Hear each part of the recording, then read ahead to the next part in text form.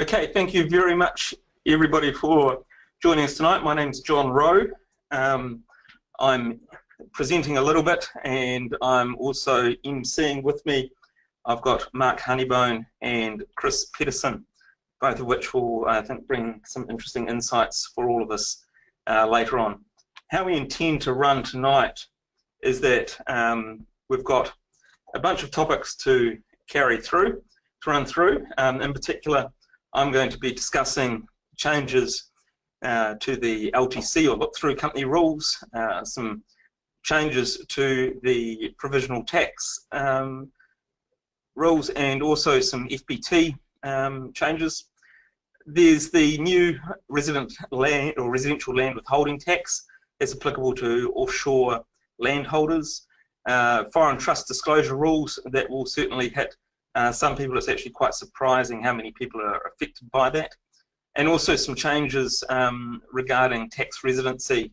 And you'll be pleased, probably most people will be pleased to know that Inland Revenue have been taking some losses or some hits in this area. So there's been some good results for the taxpayer. Mark's going to cover off a bit of an update on the market and where we're at, some advantages and disadvantages of new builds, and some tips on selling and transacting in this market, which is quite interesting. I think that fits nicely with Kris's presentation tonight about loan facilities, and certainly we've all experienced the difficulties, etc., dealing with banks and how they tend to be changing their rules on a weekly basis, if not more frequently. So it's always good to hear Kris's take on this and where things are going and what's he's seeing. And certainly it's been interesting talking to him on the lead up just before we kicked off tonight as to where the banks are at. And certainly some banks have got the screws tightened and others are realizing that it's costing them customers and are freeing up the money, which is fantastic. So there's a whole issue of LVRs to deal with, and first homeowners, who are those lucky individuals that have got some benefits that the rest of us can't have in regards to LVRs, etc. The format of tonight, we're going to try, despite our all of us having the desire to talk forever, and all three of us love hearing our voices. We'll try and keep to about 15 to 20 minutes each, and then allow about 10-15 minutes for question time, and we'll be then emailing the presentation tonight. We're recording it, so we'll send it out to everybody later on, or probably tomorrow. Okay, thank you very much. And if you've got questions, feel free, send them through on the webinar. You'll see on this right-hand side of your screen, there's the ability there to type in questions, and certainly as they come up, if there's anything pertinent, etc., we'll run through those towards the end and select a few and give the answers to those. Okay, so let's kick off the really exciting stuff that everyone wants to know. Tax changes. I know it's better than watching The Bachelor or anything else like that that's on tonight, and that's why you've all logged in to hear this. So very quickly, there's been a whole bunch of little tweaks to the LTC regime. Nothing truly dramatic, but you know, if you look at it, I think that it's all actually quite fair and is great for the the average taxpayer. The big hooks though that you need to be careful about, probably the biggest, is LTCs that are owned by trusts, and it's very commonly used where you've got, for example, somebody who's self-employed with a business in one LTC, a rental property company in another, and they're distributing the profits and losses up to a trust. Well, there's been a change in the rules whereby if that trust makes a distribution to another company, then that will revoke the LTC status of the shareholding trust. Okay, so sorry, shareholding company. So if one of those LTCs that made the distribution up to the trust, if that trust then gives that income to a company, it will cause the originating LTC to lose its status. So something you need to be very, very careful about that, because of course, if LTC status is lost, that can cause a deemed disposal and quite a few tax consequences that are nasty. The other thing is that the bit that I sort of went a bit about was the change in the election rules. So effectively, prior to the change, the rule was that you looked at the unimputed reserves, and if they were taxed at 28%, i.e. the company tax rate, that was all that needed to be done. That was there was no more tax payable. Now, obviously, there was a difference between the 28% tax rate applicable to a company and a trust's and individual's tax rate, the highest being 33%. And so you could shield that. It provided opportunity to shield the 5% difference between those two tax rates. You could elect into an LTC regime and shield that 5% difference, which for some clients added up to hundreds of thousands of dollars. That's now been stopped, and that the tax now has to be paid as if it's up to the 33% rate. So it captures that 5%. That is, I think, quite one of the more negative side of things that's come through. Also pleasing to note, and I'm sure all of our accounting staff in here will be pleased to note, that the loss limitation rules have been repealed, except if you have a partnership of LTCs. Now that's relatively rare. The great news is, well, while it was a pain in the neck to calculate, well, the whole purpose of that loss limitation rule was really to cap the person's ability to claim losses to how much they had contributed into the business, so their cash contribution effectively. IRD announced that less than 0.1% of taxpayers were affected. So if you were one of those unfortunate people, the good news is about this repealing of the section, you can go back and retrospectively claim any losses that you weren't allowed. But be warned that it does still apply if you've got a partnership of LTCs. That's because the loss limitation rule applies to limited partnerships, which IRD consider to be more complex, and they consider LTCs to be more mum and dad investment vehicles. So that whole area, they've kept it for the more complex scenarios. So if you've got an LTC that, for example, you may own a property, half with your LTC and half with a sibling or a friend or something like that in partnership, these rules still apply to you. So your accountant will still need to pull their hair out and suffer some of the calculations, which, to be frank, were a pain in the neck. And moving on.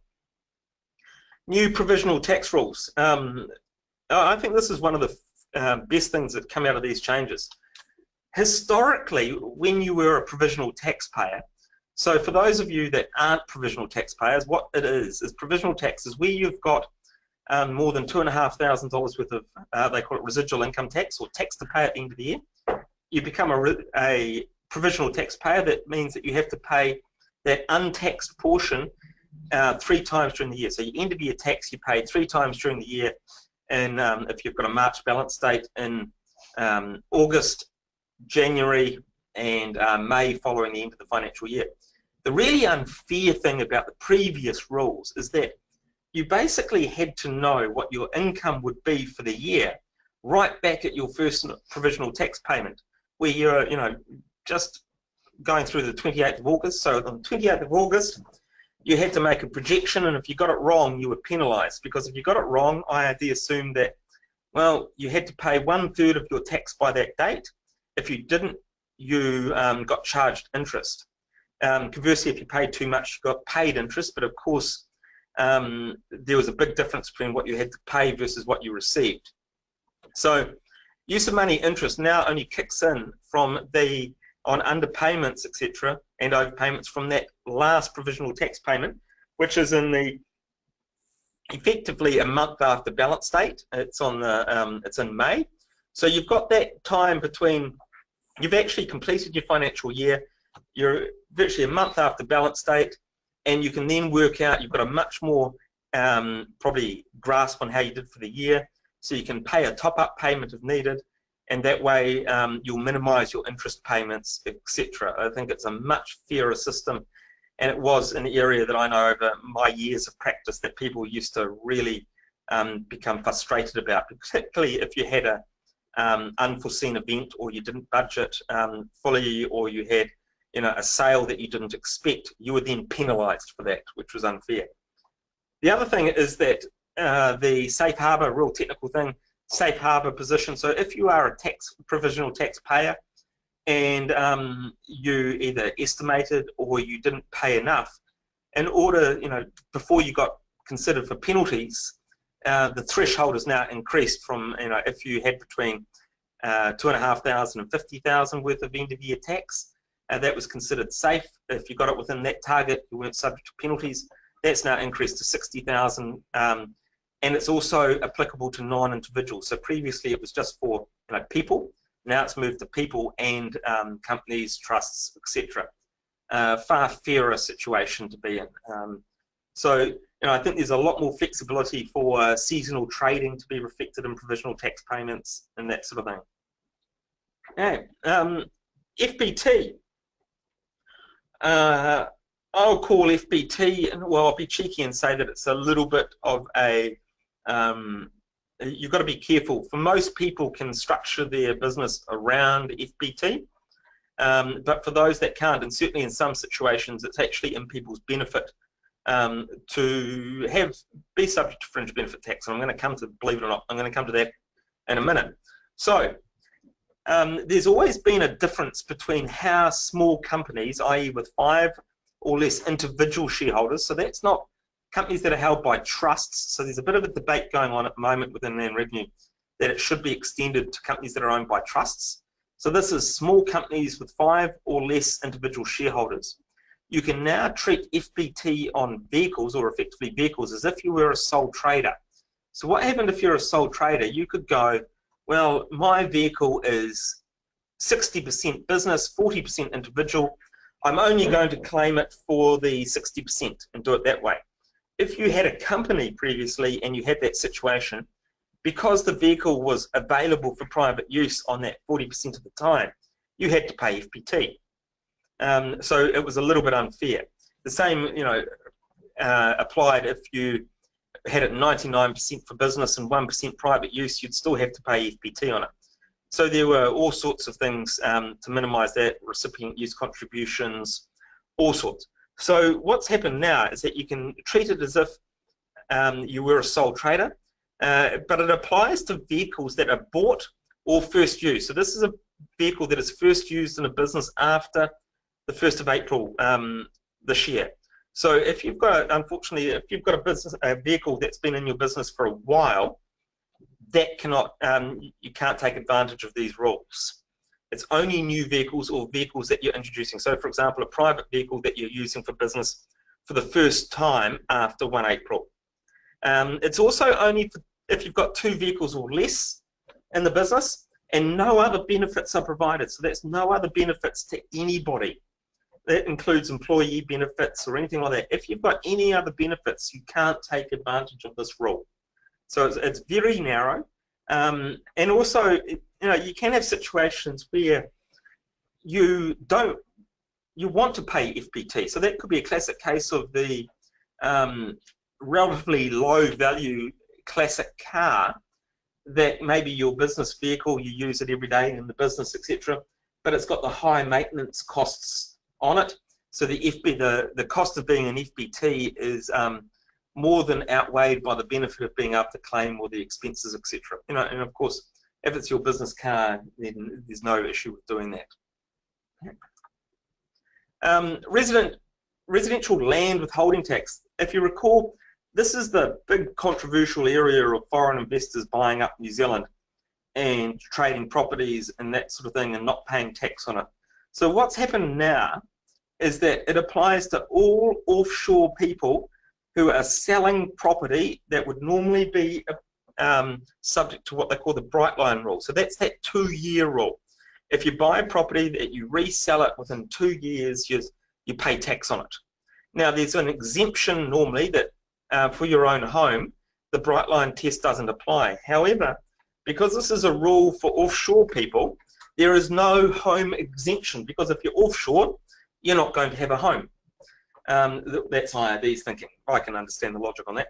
So there's now tax that needs to be deducted. So if you're offshore, and you sell a property in New Zealand and you've held it for less than 2 years, tax has to be deducted out of it at the lesser of 10% of the gross value, or the sale price less the cost of the property multiplied by your tax rate, so you get no benefit for any other costs like real estate agents or disposal costs or interest or anything like that, because you're expected still to file a tax return where you can claim all of those expenses in there. Or, of course, the lesser of the sale price less the secured debt. So, of course, you can't be expected to pay any tax on it if all the money is hoovered up by a secured borrower. So, again, there's some obvious little opportunities in that sort of thing in here. But again, it's one of those additional compliance loads, and it is something that if you're an offshore investor that you need to be careful about. Okay.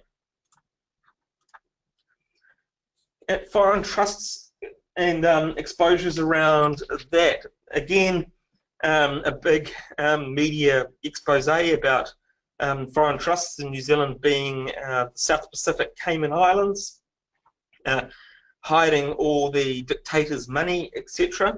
Well, public pressure has kicked in and the government's changed the rules there.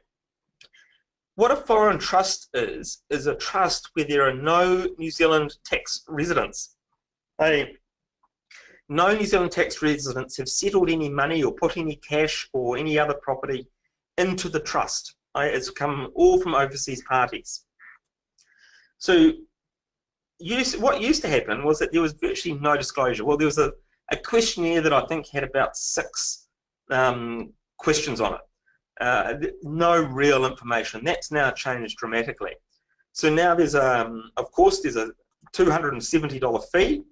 You have to file a copy of the deed. You have to provide details of all the parties, trustees, beneficiaries, settlers, etc. All of that information needs to be applied. Every year you must file an annual return. On it, you have to provide financial statements. You have to provide details of all trusts and all distributions, etc. And the real hook here, IRD has the power to refer anything that it considers to be, shall we say, shady, to the Department of Internal Affairs, the police, or any tax treaty partners. So that's other countries that we have a tax treaty with. So, there's nothing being hidden, it's all being disclosed. It affects new trusts immediately, and any existing foreign trusts, and it's actually quite surprising as to how many of these there are around, and any existing trusts need to have the need to register from 30 June. So it's quite an onerous compliance task going on there. We're at the moment, GRA, reviewing all of our trustees to see if there's any people who are overseas, any that may be applicable, and trying to work through that. And it's actually quite a big process to go through. Okay. Tax residency. This has been one area over the last few years that IRD have been particularly aggressive in, and I think it's resulted in some really unfair outcomes. One of them that was really unfair was the case of a security contractor who left New Zealand, had a estranged spouse, so separated. He had children here, and he was sending money back to his children and his ex-partner here. He had a rental property, but he had no home. He hadn't been in New Zealand for years, and IRD attacked him and said that he was tax resident because he had the children here and he had the rental property here. So they argued he had a permanent place of abode. Thankfully, IRD have lost that. Yeah? So that permanent place of abode now means that if you don't have a home in New Zealand, you basically can't be a resident. And that's, I think, quite fair, because if you've got a rental property, of course, and you've got no history of kicking the tenants out and moving in there every time you come back to New Zealand, how can you have a permanent place of abode here? And the fact that you may have children here or an ex-spouse, I think, is a real it's just interpreting the law too tightly.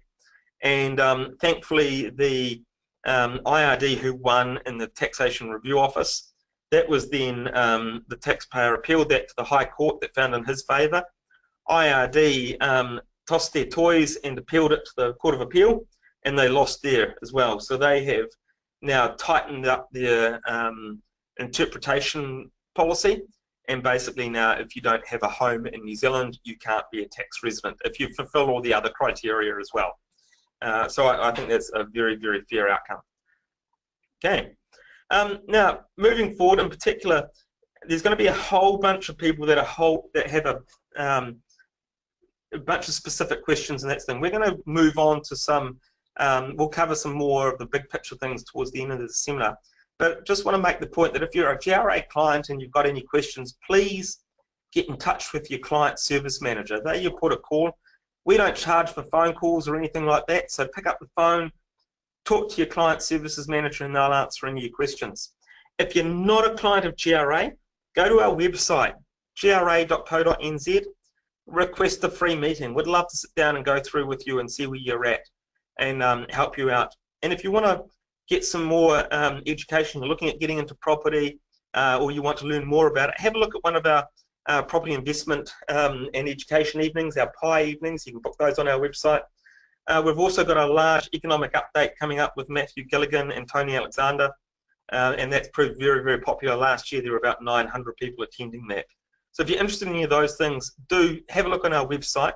I'm going to hand over now to Mark Honeybone from Property Ventures, and he'll cover through those topics that we talked about earlier. Over to you, Mark. Thank you, John. Let's get myself in the hot seat here, and thank you all for logging on to get inspired by John and Kris tonight and having a listen to me. Got on the what I'm talking about tonight, and so what I'm going to do is just my take on the market in different areas of New Zealand. And I'm not a financial advisor. I'm just talking. I live and breathe property every day of the week. I talk to some of the best experts around the country. And as I said, I live and breathe and love dealing with this. So I'm always free to talk about my experiences and stuff I see in the market. I'll talk about advantages, not so much disadvantages, but what to be aware of with new builds. And I'll finally talk about tips on selling the property, if you're selling it yourself or through another agent, whatever. A few important tips on where we are in the market at the moment. So to get started, before I even discuss the property market, we need to understand the property cycle. So bear with me for a few minutes. I could talk about this for hours, but as John said, we do like our own voices. But I've got to do this in about the next 5 or 10 minutes, so I'll endeavour to do that. What I'm talking about is just generically speaking. So I look at these two property markets in New Zealand. There's the Auckland property market, or property cycle, and then there's the outside of Auckland property cycle. And I'm a very big believer this is how it's worked the last 3 cycles, and the cycles seem to be going exactly the same way. So the first one, the Auckland market, consistently sort of goes upwards at different levels, obviously during the cycle. And I'll explain that a wee bit more as we move on.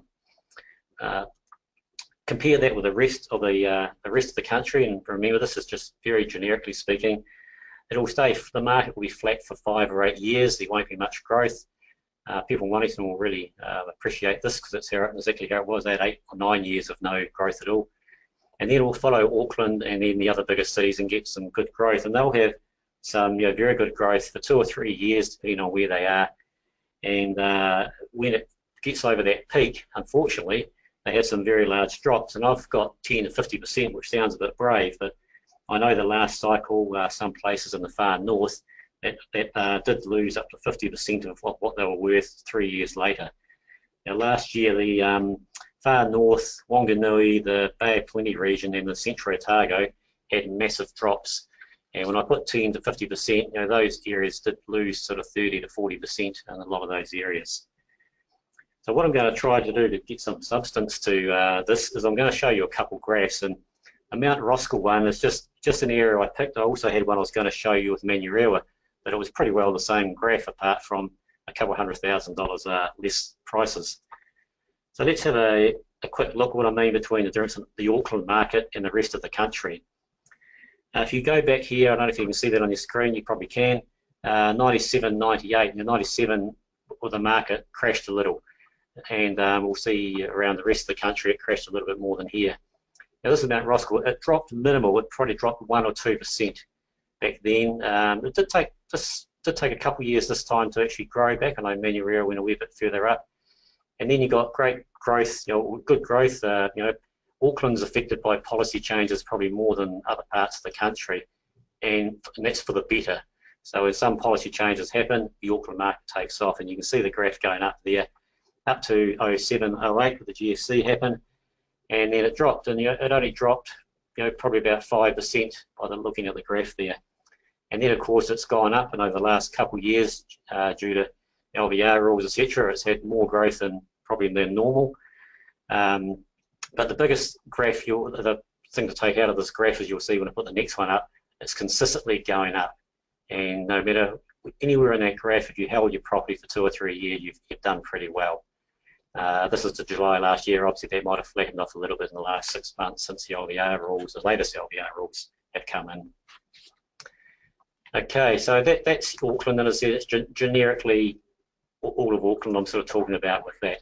Then if we go to an example I'm going to talk about is Marlborough, and if I show the graph before I talk too much about this here, what you'll find is, ignore that spike there. Sometimes figures and graphs lie to you. In smaller town New Zealand, you might see something like that and go, geez, what the heck happened there? What probably happened there was 10 vineyards sold within a 6-month period for 2 or 3 million, and it affects and spikes the market there. So you can get that other picture. It's what you're looking, the rest of the graph of what's important.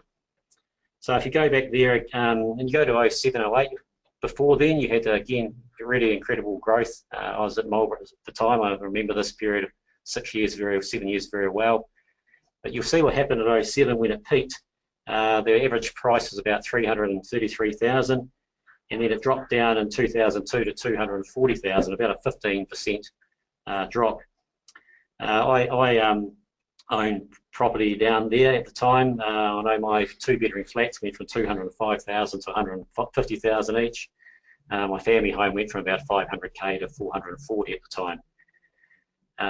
But what you'll notice about the graph, you look at the July last year, back 9 years earlier, there's been no growth at all. It went down, it went up, and there hasn't been any growth. And that's quite familiar with many graphs I could put around for little town New Zealand of how it looks.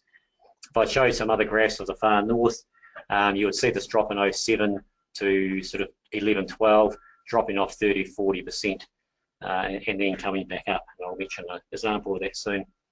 Yes, as of late, this graph in the last 6 months, it has actually gone up further, but be wary of what I'm going to cover soon, what happens after that. So where are we in the cycle? I was talking to someone a couple of days ago, and they said, Mark, we're about 10 to 12. And I said, well, you're probably about right. I've got 75 to 100% to make myself totally correct. I know it's definitely somewhere in there where the cycle is. I had a look a couple of days ago in the Property Investor magazine that came out in April and had the median sale price. And I was really interested looking through that, and I looked at the 1-year figures of growth in the last 12 months. And there were about 5 places that has had more than 80% growth in the last 1 year. That's 80% more from what their places was worth a year earlier. And I looked through it, and it was places like Dargaville Borough at 96%, more expensive than they were a year earlier. Kawakawa, Monganui, Russell at 85%. And listen to this, Russell went up 85% over the last 12 months. Amazingly enough, it's still 11% down on what prices were worth there 10 years ago. So it just shows that you've got to be very careful where you are in the property cycle of when you buy property. Manukau Rural was the other one of note, and actually it was the biggest rise in the last 12 months. So when I look at that and see small towns in New Zealand showing those figures, it gets me very concerned that we're extremely close, and 10 to 12, maybe we're 5 to 12 in the cycle. So what does all that gibberish mean? It's interesting. So I'm just going to talk firstly about the number of sales, and not the price, but the number of sales. Auckland first home buyers have been hit pretty hard recently.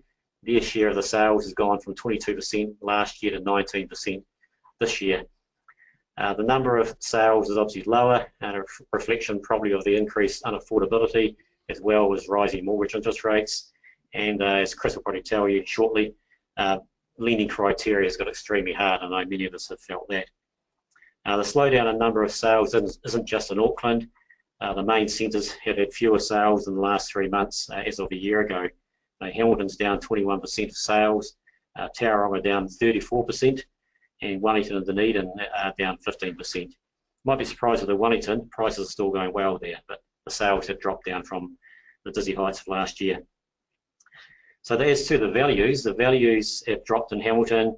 It sort of peaked, I think, in July last year. I think the LBR rules really hurt Hamilton a bit. It's flattened out now, and probably of where the market is for a short time.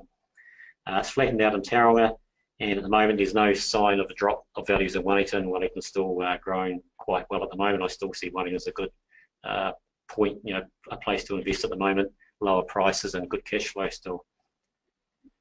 So new listings and demand have already begun to slow down a bit, be sort of into the autumn season before the winter, and normally that would happen before a surge in spring. We seem to have an election coming up in September, so we'll see how that pans out. So what do I think? In short, I don't think the Auckland market's going to rock along anytime soon, but with elections being slightly earlier than normal, the summer might actually go a bit quicker than it might normally after an election year. Being those couple months earlier. There's an article coming up in next month's magazine, Property Investor magazine, that Amy Hamilton's doing, and she talks about proven areas like Auckland versus hotspots around the country. And we come up with a really good catchphrase that I can't actually remember right now, but basically what it meant was in those hotspots or those areas outside of Auckland at the moment, buy undervalue. We just saw that graph. It goes up there, great growth, and then right at the top it dips and can go anywhere from sort of 10 to 40+%. So it's, you must buy undervalue now if you're buying in one of those smaller areas outside of Auckland. I saw many people get hurt last time round, and they've come all right 8 years later. It's been a long 8 years for a lot of those people. The other way around in Auckland, or the proven areas, we've got there, you pay market value, but have a plan in place and finance is sorted. So you'll have your fixed loans for 5 years or whatever it might be, even 3 years, or and you'll have your tenants in the. So buy a property at market value if you've got a good plan in place to get through any headaches that may come up. So Auckland is still a real mystery at the moment. There's plenty of reasons why the market should flatten out. The last 3 years have had incredible gains. Prices have gone up 95% since February 11. Finance is tough, and auction rates have been low. So that's fine, yeah, it should flatten out, and probably that's what I have been thinking myself of late. But then, this week you read the paper and we need 100,000 more homes in Auckland for 290,000 people in the next 10 years. But we haven't been keeping up with that for very long. Babies this week sold 2/3 of their auction properties at auction, and there's another auction with apartment sales where 2/3 of them were sold. Just on apartments, the apartment market is really strong right now, and that's probably a change also of last 10 years ago. 10 years ago when the market dipped, we had an abundance of apartments were built. Some people probably paid a little bit too much for them. 10 years later, it's a way of living in New Zealand now. I'm selling apartments, so I've got 3 one-bedrooms I've just been selling, and what I've learned, there's a lot of home buyers buying one-bedroom apartments. A lot of people have migrated from Asia in the last 3 years to Auckland, and they're looking for their first home, and they find it really tough to get an apartment. In the paper yesterday, there was an article in the Herald saying it's $500,000 the average price now for a one-bedroom apartment in Auckland, and I noticed that that's exactly right. So where are we? Who knows? Overall, the long term in Auckland is still very strong and stable. We've got the shortage of housing as we've spoken about. But you still don't want to pay too much for a property. There are some real good deals out there at the moment if you look around. Will they keep going? Who knows? Outside of Auckland, as I said, I still see Wellington as a good option for the reasons I mentioned before. I personally think, others might disagree, but the long-term growth for an affordable price, I see Christchurch as a solid long-term plan.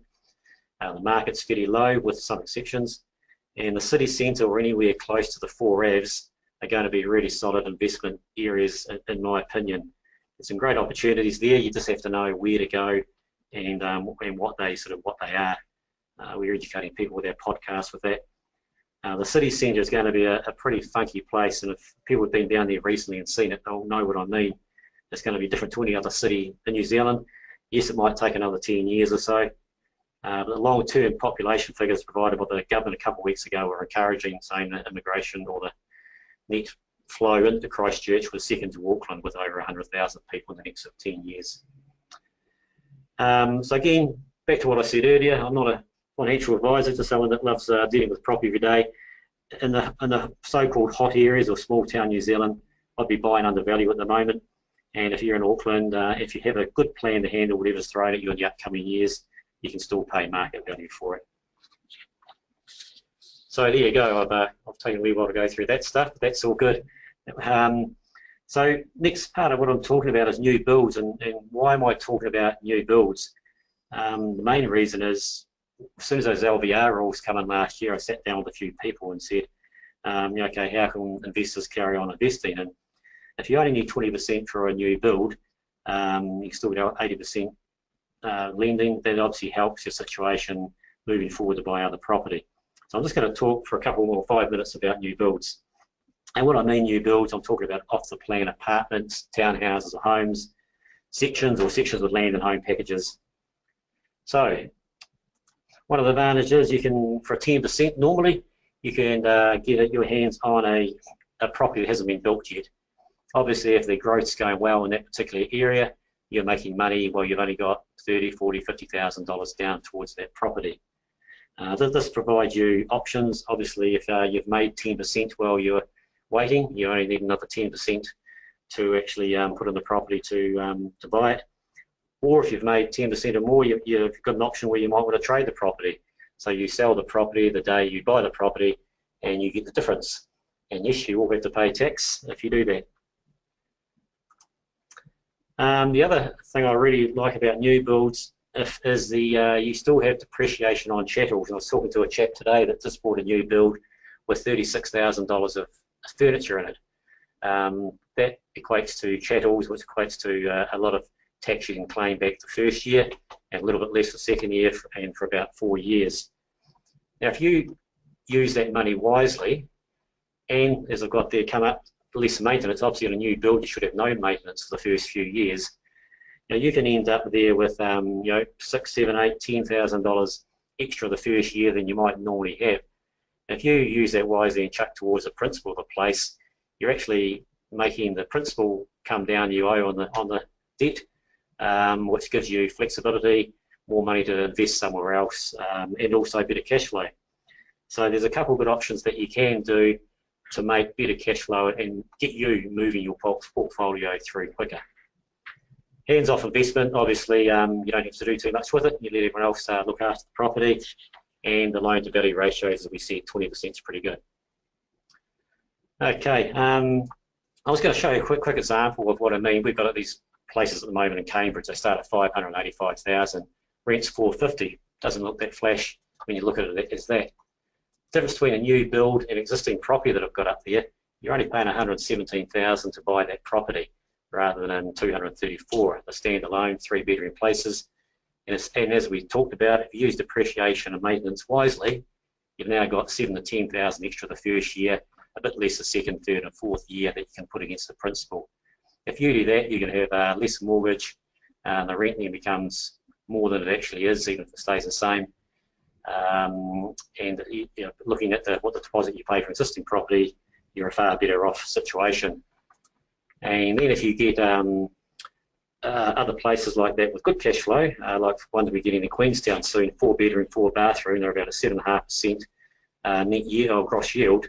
Then you have a cash cow, and then you apply those same principles to the new build by paying off the principal and put you in a solid position moving forward.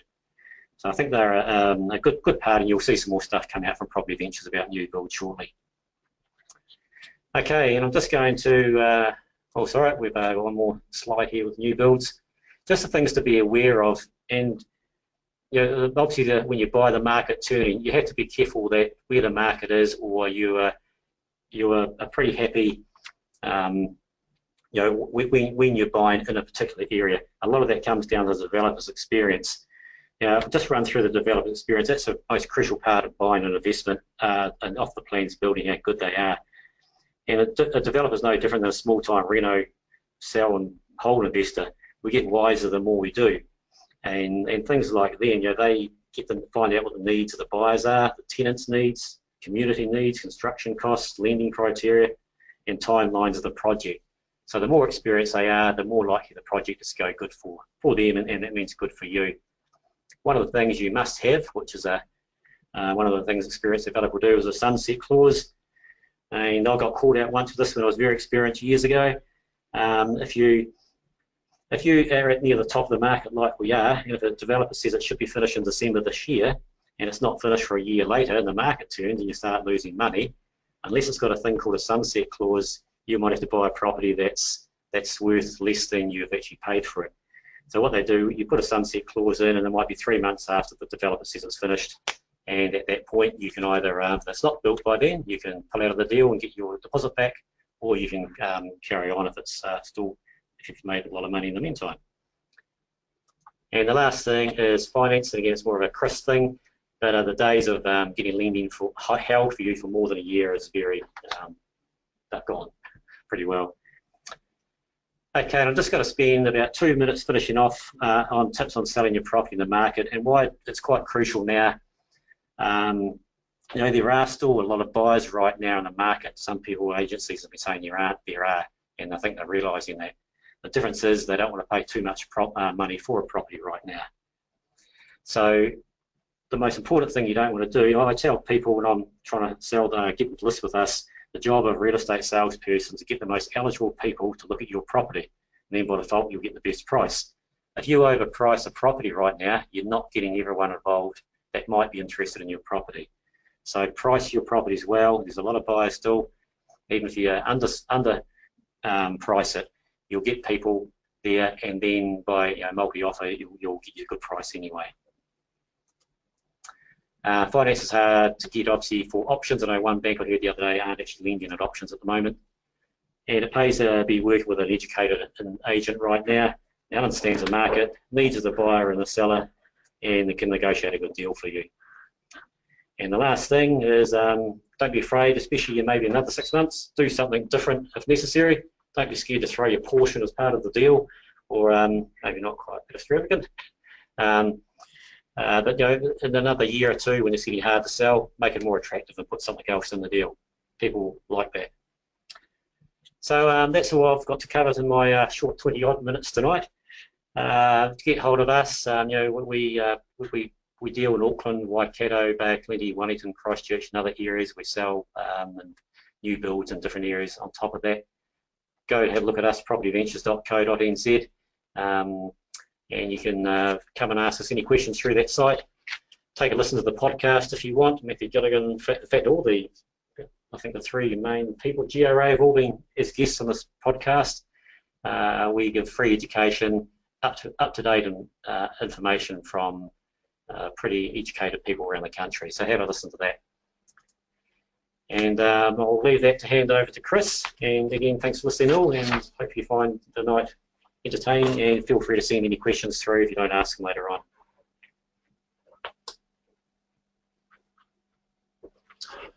Thank you, Mark. I will try and get through a bit of a finance summary as quickly as possible, because I'm sure both John and Mark want to get back on to answer some of your questions. They're already missing you. A quick summary on myself. We're a bit different to a lot of brokers. We've got access to all the main banks. You'll find a lot don't. We're one of the largest mortgage advisory firms in the country. I personally specialise in the property investment space, but we've got specialists in other areas, including risk insurance cover as well. I want to start off with a bit of a market overview from a finance point of view. Unless you've been living under a rock, in the Auckland area in particular, you'll be aware that there's been a slowdown, especially over the last 6 months.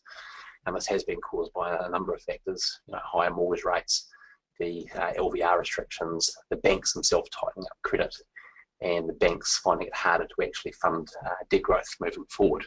And I suppose looking at each of those individually in a little bit more depth, looking at interest rates, we've got quite acclimatised to a low credit environment. This isn't something that applies just to New Zealand. It's become common around the world. And with low credit rates, we've actually seen, in some ways, asset bubbles. When you have to pay less for things, it does tend to push up the asset prices.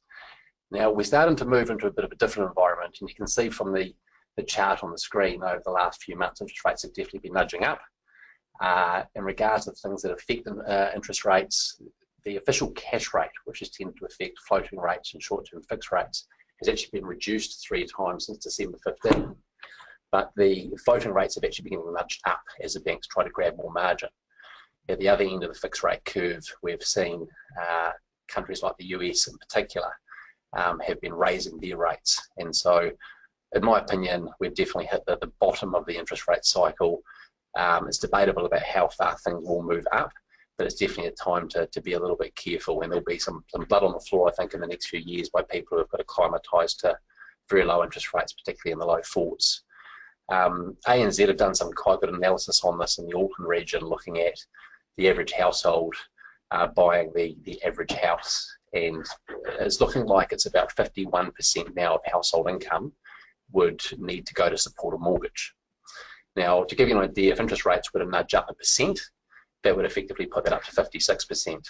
If you take this out to the wider economy, that obviously means less spending on lattes, dinners, etc.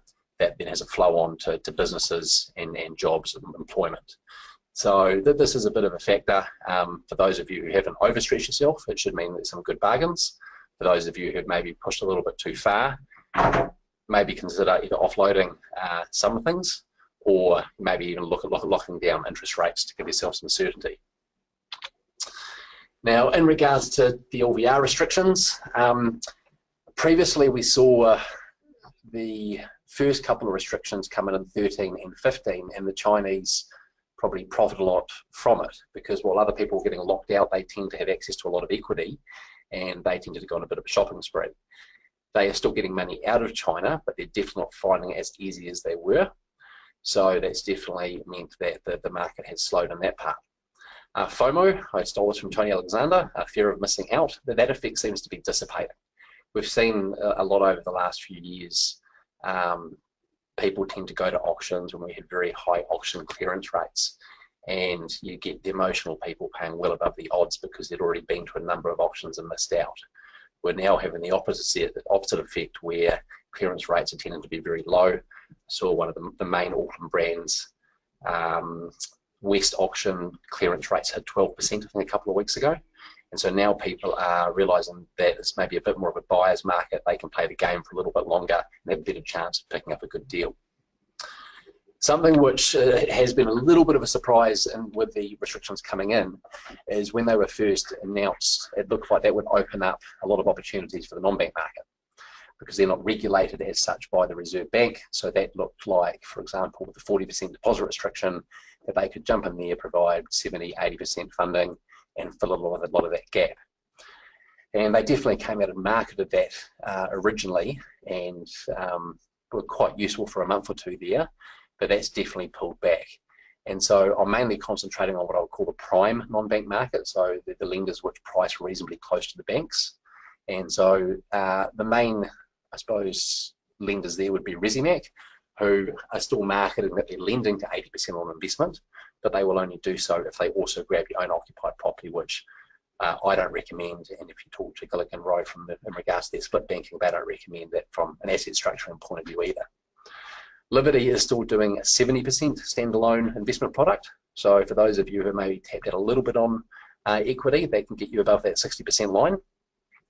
And for those of you who are maybe looking at some of the areas which Mark mentioned before, so outside Auckland or Hamilton, there is a credit union who is looking at some standalone 80% investment lending. It only lend up to people who have got no more than 3 investment properties. They will not lend in Auckland or Hamilton, but they will consider looking at 80%. So an option for some of you who may find that deposits are a bit of an issue. Tighter credit criteria, and I think John alluded to this when he first started talking.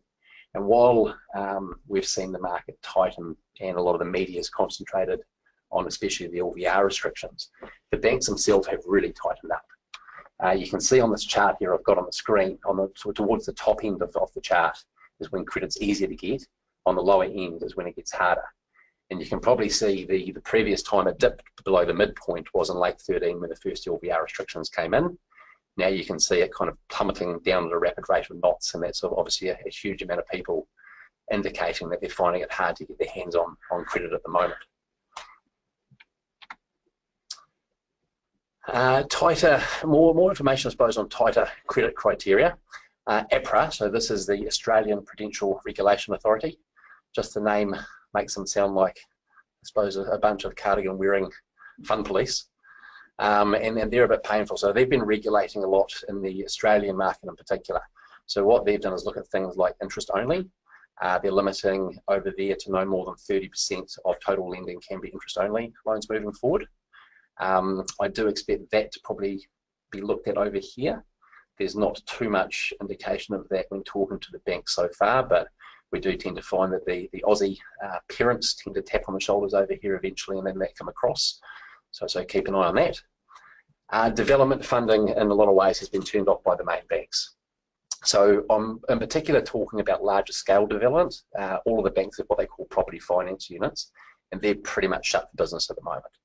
They're not really wanting that out through the media, but if you talk to most of the bankers in the know, they'll sit there and advise that they may fund existing clients. They're not really looking at putting out too much funding for new developments at the moment, which is obviously going to restrict supply moving forward. Because a lot of developers have had to turn to the non-bank market because they can't get the cash out of the banks, that's meaning a lot of the finance companies are now low on funds because they've been swamped with demand. So they're starting to run out as well. We've definitely noticed that revolving credit facilities have also become harder to get. Something that we've done from a standard asset structuring process is try and get investors, traders, business owners set up with revolving credit facilities so that you don't have to be running to the bank every time you need cash. You've got it sitting there without you necessarily having to pay for it. We're finding it harder and harder to get these out of banks. The banks have a bit of a funding dilemma. So the darker blue line on the graph there is household borrowing. The lighter blue line is retail deposits, or people putting cash in the bank. You can kind of see over back in, prior to the GFC, so say 2006, 2007, household borrowing was outstripping deposits at that stage. That wasn't as big a deal because the regulations back then meant that the banks were allowed to get a lot more cash through the wholesale funding markets. Now what you've found lately is that we're in the same situation, but regulations have been put in which require the banks to source most of it, or a lot more of the deposits locally. And with having very low interest rates, they're struggling to do so.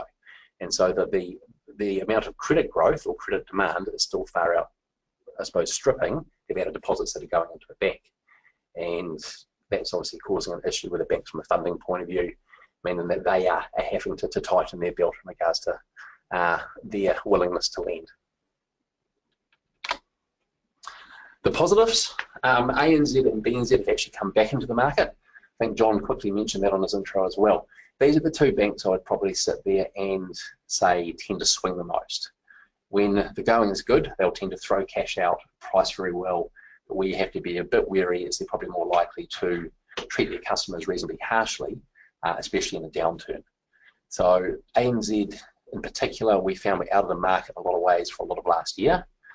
BNZ tended to pull back probably about the third quarter of last year, and because both have lost a bit of market share, they've now kind of come back in. They definitely don't have the same appetite to lend as they maybe did 18 months ago, but they have actually come back in, and in some cases, especially in ANZ's case, are actually pricing very aggressively. Be aware on the flip side of that, though, that they will at some stage go the other way. Local banks, so lenders like TSB and SBS, we're finding really useful at the moment. They don't have the same restrictions imposed on them as some of the big Aussie banks who have these Australian parents. So we're finding that they will tend to do some loans and tend to be easier to deal with in some cases than the Australian owned banks. A lot of the Aussie banks you're dealing with ivory towers and bureaucracies where some of the lenders like SBS and TSB in particular, they're a little bit like how old school banking used to be. The Chinese banks are likely to have an impact over time. They've really only got a small footprint so far, but hopefully over time, just as the sheer size of them are likely to keep some of the other banks here more honest and maybe improve some pricing. And maybe a little bit longer into the future, we are likely to see a larger, stronger non-bank market emerge. There was something I was reading in regards to the Reserve Bank yesterday that they're expecting to maybe look at licensing another 4 peer-to-peer lenders over the next few months, all I think who are looking to maybe enter the mortgage market one way or another. So again, these lenders would not have to abide by Reserve Bank LVR restrictions or any other controls. So there may be some opportunities that will arise with more entrants into the market. It's definitely much easier to purchase well at the moment. I think after having a couple of years of, as I mentioned earlier, very high clearance rates at auctions, the papers like the New Zealand Herald on a daily basis talking about the property market, which means that every man and sundry was basically attending auctions. We're now going through a little bit of the opposite, where there's a bit of doom and gloom, which from an investing point of view is fantastic. It means that there's more opportunities around, which also makes it a lot easier, I think, for first-home buyers to get into the market. It's hard, especially for a first-home buyer, to go along to an auction in quite an aggressive sales situation and get in there. It's a lot easier to maybe go along and in a buy negotiation situation, get something under contract. So definitely for those of you who are just looking to enter the market or have got kids who are trying to get in, good time to maybe start looking, as long as you're purchasing well. Not great from a social point of view, but with my investors hat in on, the housing shortage is only going to get worse. We're just not going to build enough houses for a long time, especially with the banks not wanting to put that much cash out there on the development side. So while I don't think Auckland house prices are going to go rocketing up anytime shortly, similar to what Mark said, I think there's a floor which is probably going to get put under how far they can maybe go down as well, simply by the lack of supply. Also compare probably where we are now to maybe prior to the GFC. And the restrictions which have been put on the banks mean that they're in a much better position. At this stage last cycle, I was doing 112% mortgages. We were doing mortgages for basically people who didn't have to prove any income at all, right up to 95% lending. Pretty much if you had a pulse, I could get you money. At this stage here, obviously with the restrictions that are put on, it's painful, I suppose, for those of us who would like to be out there investing a whole lot more, but it does mean that the banks are in a much safer position, which should shelter us from too much of a downturn. Recommendations, while I've mentioned it's a lot harder to get revolving credit facilities, I would still be recommending for those of you who have got untapped equity to try and get them in place. It's not going to hurt to give it a go. Some banks are still putting them out. You may not be able to get as large a facility as what you used to be able to, but if you can get something, it's worthwhile having some spare capital sitting there. Again, top up rentals if you've got some equity in there under the 60% line, and maybe if you've got some debt on your own occupied property, pay that down. It's also a time, especially maybe on rental properties, if you've got deferred maintenance, and maybe get in there, access some cash, clean that up. You don't want to be going into a market where it's harder and harder to get credit with work that's required on your properties. Something that we've been doing a lot of is what we call break fee analysis. Going back to one of the first things I said with interest rates maybe looking like they're going to increase, is doing a break fee situation where you see how much it may cost you to break your existing rates, and then doing some analysis on whether you would better to lock them in for a longer period now. So a lot of you might have rates coming off in 3, 6, 9, 12 months, and it may only be a minimal amount to break out now and maybe lock for, say, 3 or 4 years to give yourself a lot more certainty. Potentially, if cash flow is of importance, look at maybe locking in interest-only terms now before there are any restrictions put in. As I mentioned earlier, we haven't had any of the banks indicate that they're going to put them in, but I wouldn't be surprised to see it. So if cash flow is important, maybe look at getting that done shorter rather than later. If anyone would like a finance strategy discussion in regards to where you're at, anything we can do, feel free to get in contact with us at that website.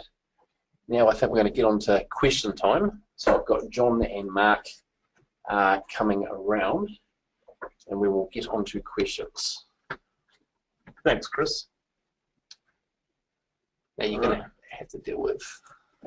Okay, we'll just work through everybody's questions and that thing. But one of the things I'd like to sort of throw sort of to either of these two gentlemen, in inverted commas, is around the whole cycle of the property market. I recall statistics and that sort of thing going back, and various ups and downs, and that's the nature of markets. And if you look back historically, you know, the biggest down in the New Zealand market was, I think, in the 1970s, when the population of Christchurch effectively exited. And of course, who would like to go back and buy property back then? But one of the interesting things that I've found, going through some stats quite a wee while ago, was during the GFC, is to the town that actually went up in value for 18 months, probably because they, and I hope I'm not offending anyone from that town, and that it was Invercargill, still after you know, the market had seized up a bit. They kept going up for 18 months, and I think maybe nobody had told them that there was one of the largest financial crashes since the GFC. So first question I'd like to get onto here is in regards to use of money interest. Just let me go through that.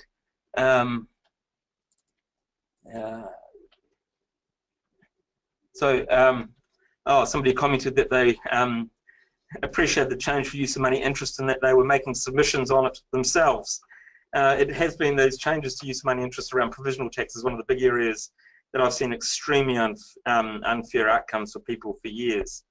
Now, in regards to is interest, if interest is only paid on the May provisional tax now, does that mean it isn't necessary to pay any tax on the first 2 dates?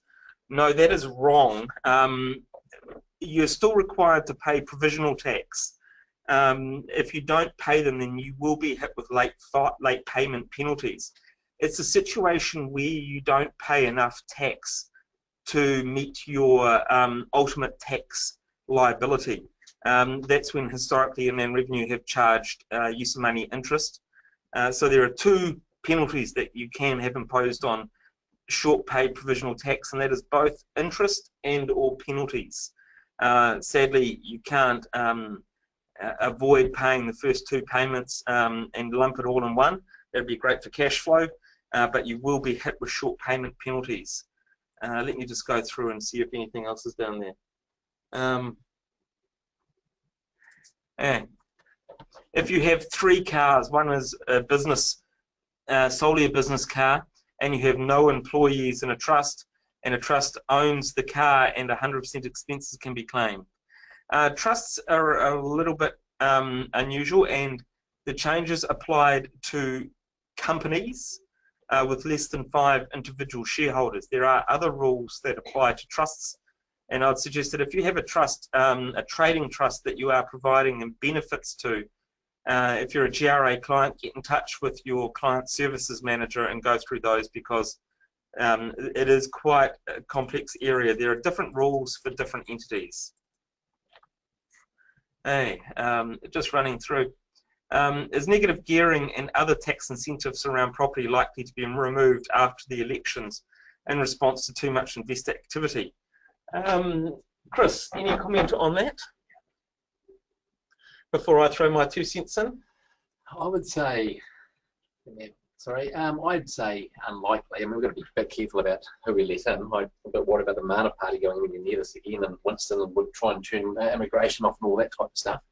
But you're much better placed to answer that. Look, I'll throw the comment out there. There's nothing better for accountants and lawyers than a Labour government. If rules come in around capital gains tax and that sort of thing, then that will be a great time for the accountants and lawyers out there. We are always much busier during a Labour government than we are during anything else. the more radical the government, the better it is for us.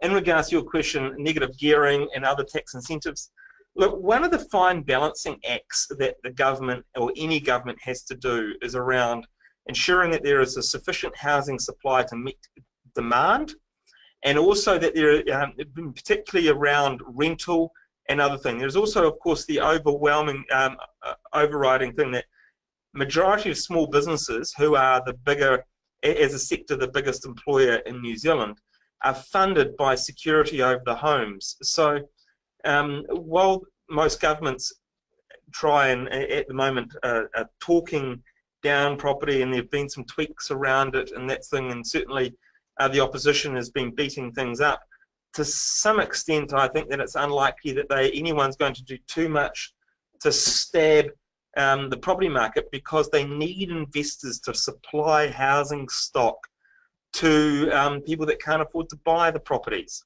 and you know, that need the rentals.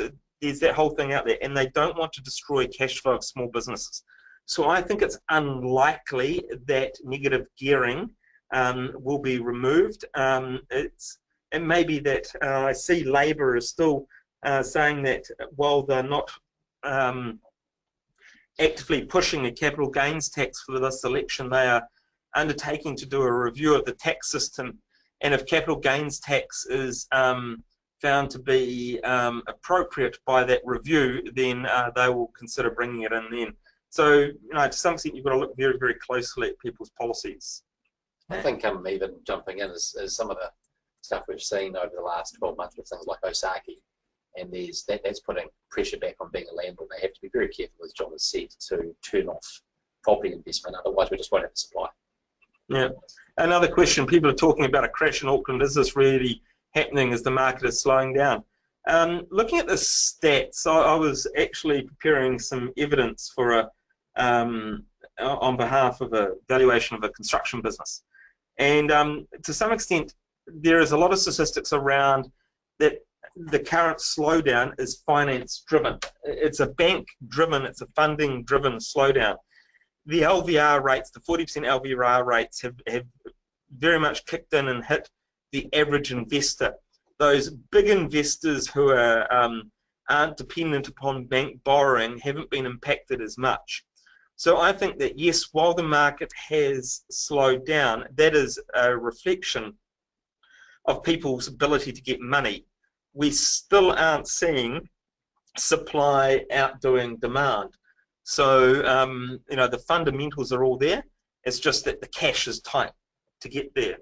I think if I can jump in for 1 second, but one comment to make there will be to see over time if we move from a LVR restriction to maybe more of a debt to income restriction. I think where the Reserve Bank has maybe gone the wrong way, people don't go broke on lack of equity, they go broke when their cash flow screws up. And one of the big issues that John and I were talking about probably before this is the really big detrimental effect on small business, where in New Zealand we don't have, the banks don't tend to be very good at lending on cash flow businesses. We lend off the back of people's houses, and there'll be a flow-on effect down the track if people can't you know, access borrowing. Okay, somebody has said here, Kris, over to you. Finance and LVR rates on new builds. Okay, so when doing a 1 into 3 new build development, is the LVR 80% on the initial purchase or 60%? So I'm making the assumption here that the initial purchase is a rental rather than a owner-occupied. So that means the initial purchase is going to be 60%. So you're going to need a 40% deposit. So where there is a large capital requirement is you need the 40%, you're then going to need to put the funds into subdivide. Once you've got the new titles, you can then leverage those to 80% as well as the build on the new titles. Potentially if you move into it as an owner-occupied, then you may be able to get 80% the whole way across. Okay, somebody else here has asked, if I finance part of the investment property through a loan on my house that I live in, the property will be owned by an LTC, am I able to claim interest on that loan? If you are buying a property to rent it out, even if you're cross-securing it against your home, then all the borrowings that you have incurred to buy that property are generally tax deductible. Again, if you're embarking, if you're a new investor, really, really important. I stress that you get your structures right. Depends, and an LTC may not necessarily be the appropriate vehicle for you. Get some advice. If you're a GRA client, come in and see us. If you're not, if you've never been a client, register for a free interview on our website, and we'll run through and have a look at your particular circumstances. I'm just really aware of the timing, and that's thing, so maybe we'll look at one more question, and we'll go from there. And then what we'll do is we'll send a recording of this around for everybody afterwards. So here we go. What are some of the factors that should be considered before deciding on an investment property ownership structure? Look, everybody's situation is different. If you're self-employed, if you are in a blended family, if you have a non-income earning or a lower income earning spouse, if you have a relationship property agreement in place, there are so many different factors that need to be taken into account, and you need to look at things quite holistically. So you need to not only look at tax, but things like asset protection, estate planning, relationship property, the accounting issues, and all of those sort of things, and to get the right answer. So look, again, I just want to remind everybody that GRA have another few events coming up in the near future. We've got an economic update with Matthew Gilligan and Tony Alexander from the BNZ. It's very, very popular. It said 900 odd people last year. You can register for that on our website. Also, we've got our regular property investment evenings. If you're new to property or you want to learn more about it, come along to one of those and get a bit of education and go from there. I'd like to close and thank Kris Pedersen from Kris Pedersen Mortgages for his time. Also Mark from Property Ventures. Two great guys, two good businesses that have been very, very helpful to our clients. So I want to thank them for coming along and joining us tonight, and everybody for logging in and listening. So thank you all very much. Have a good evening, and be safe, stay safe in this weather. Thank you, everyone.